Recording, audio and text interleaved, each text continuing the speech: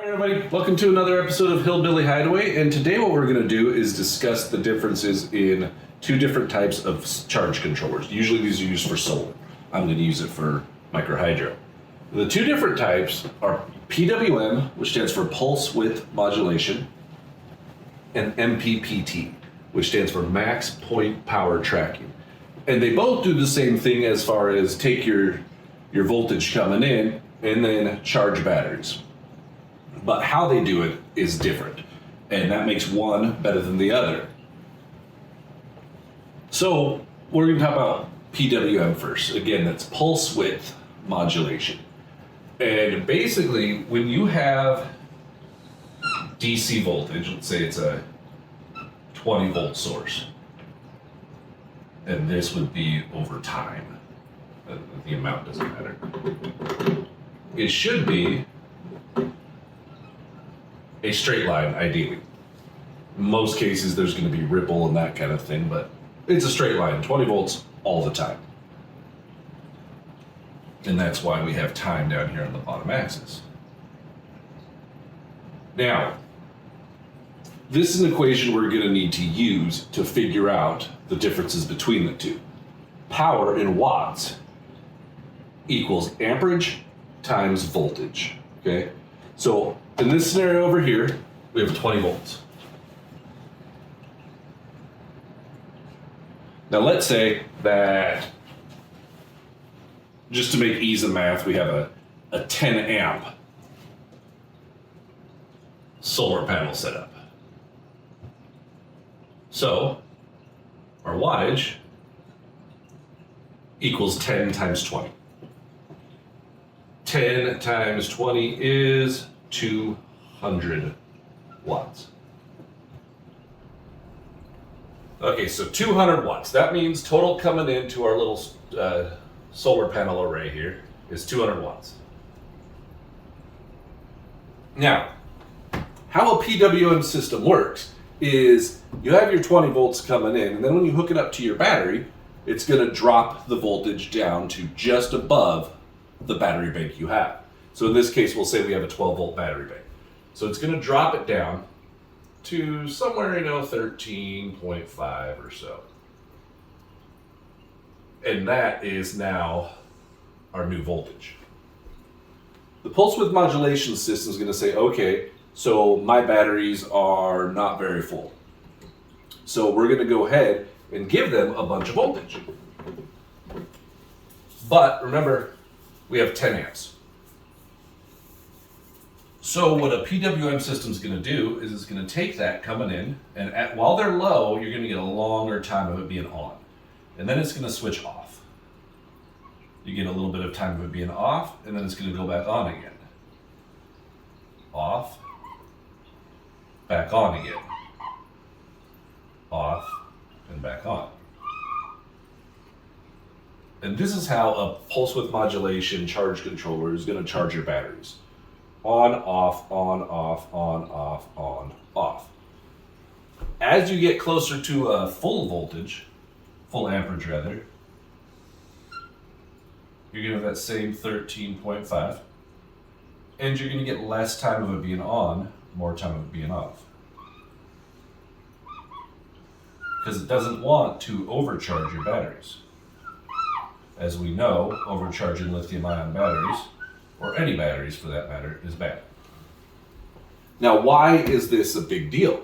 Well, the big deal is all this time here,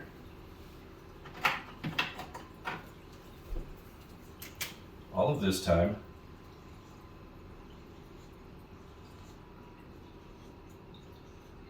you are not conducting electricity. So all of this is a zero. It's a loss in your amperage ability.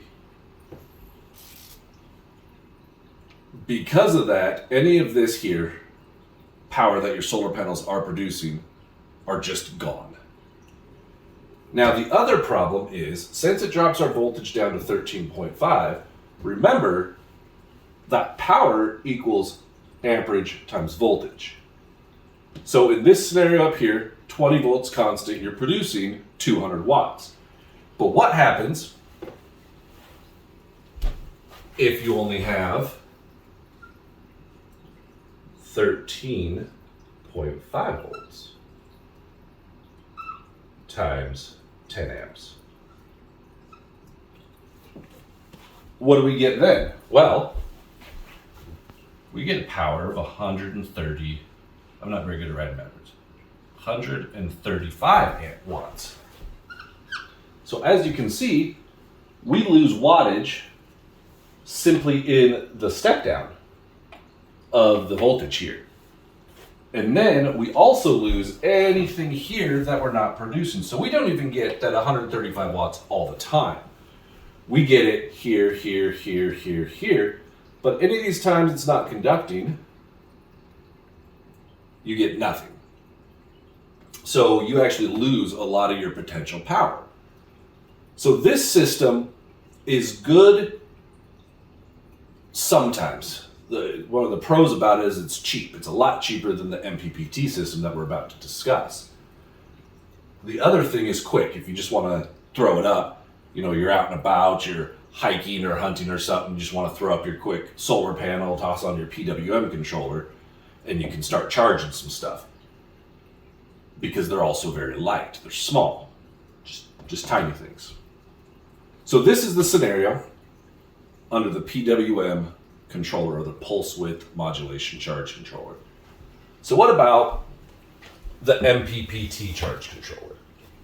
So the Mppt charge controller is the same deal. We use the same numbers. We got our 20 volts coming in. This is over time, and it doesn't matter. You know, it could be 60 seconds. All of this stuff is going to be super quick, so it won't even matter. An Mppt charge controller will take your voltage. So we have the same thing over here. We have 10 amps, 20 volts, 200 watts. We're using the same solar array, let's say. But what it does is it looks at your battery bank and says, okay, this battery bank is a 12 volt system or whatever, so we have 13.5 volts that it's going to drop to on the batteries, so it knows, so it can slowly start charging up your batteries. The Mppt is much smarter though. So instead of a pulse width modulation system where you just got one little unit, the Mppt controller is more like two. You got your box, you know, we'll call this the Mppt. We'll break it down the center and call this the input. So here's your voltage coming in. 20 volts, 10 amps, right? There's electricity coming in. Then it's gonna have a little CPU in there. That CPU is gonna see that and say, okay, great, we got 20 volts, 10 amps coming in, it's constant, it's just blasted in there. But my batteries only need 13.5 volts.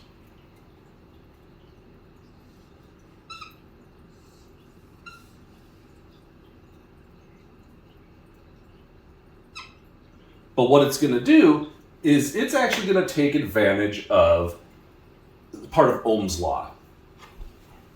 And it has something like a transformer in here. The CPU is going to monitor your voltage coming in and monitor your battery bank. 20 volts, 10 amps coming in, what it's going to do is that drops down to 13.5 volts for the battery bank. It's constantly watching the battery bank. But it's going to boost up the amperage. And how it can do that is if we have 20 volts, 10 amps coming in, we have 13.5 volts going out. Power equals amperage versus voltage. This total is 200 watts. It's going to keep that 200 watts by taking advantage of Ohm's law. So we're going to get, we'll do it over here, 200 watts equals amperage times the new voltage of 13.5. Do a little bit of algebra, divide out 13.5 on this side, 13.5 on that side, and sorry about that, I had to step out, get my calculator. So let's go back to this. 200 watts divided by 13.5.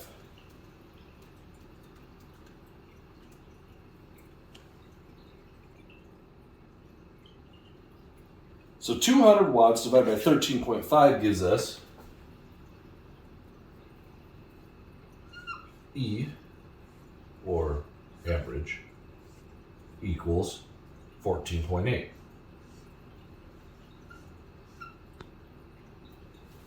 So as you can see, you get an increase in your amperage because this is monitoring it and using a transformer to boost up your amperage when it drops down your voltage. In a bigger system, this is much more of a difference. But again, 14.81 amps, which is better than the 10 amps you have coming in, almost 50% better. And so it'll boost that up when it drops the voltage down to the battery bank. This will always keep your 200 watts, and that's what it's looking for. That's why it's max point power tracking. It's looking for that max power coming in this case 200 watts, and it'll track it. It'll track it and always keep your outgoing wattage the same, 200 watts, 14.81 amps in this scenario. The other good thing about it is because your voltage coming in is a constant voltage, it will not turn on and off like a Pwm system would. Instead, it just keeps your straight going. So instead of doing this and not conducting in these off periods, it doesn't do that. You get your full voltage all the time. So you not only do you get to take advantage of the increase in amperage when it steps down to your battery voltage, but you get to conduct the entire time. So you don't lose any of the power you're producing, unlike the Pwm system. Now, some of the cons of the Mppt are it's bigger and heavier. It's not as easy to transport. You can't really take it out with you. But for a home setup, a home solar setup, or a home micro hydro setup like I'm doing, Mppt is the way to go because we don't lose anything. We don't lose conduction and we don't lose amperage like we do over here. Here we get down to 135 watts because of that 13.5 volts. We still keep 10 amps, but we lose our wattage because of the drop in voltage. Over here, we don't do that. The drop in voltage on the Mppt increases our amperage. So, I hope that was helpful to you guys. It took me a while to kind of put all these pieces together and figure out what's the main difference. The other con, of course, Mppt is price. Mppt is much more expensive. Pwm is much cheaper. So if you guys liked the video, give me a like, thumbs up, maybe comment below if there's anything I could do better, if there's anything else you want to explain that I didn't cover in here, and I can make a video for that. All right, guys, thank you. Have a wonderful day. Thanks for tuning in.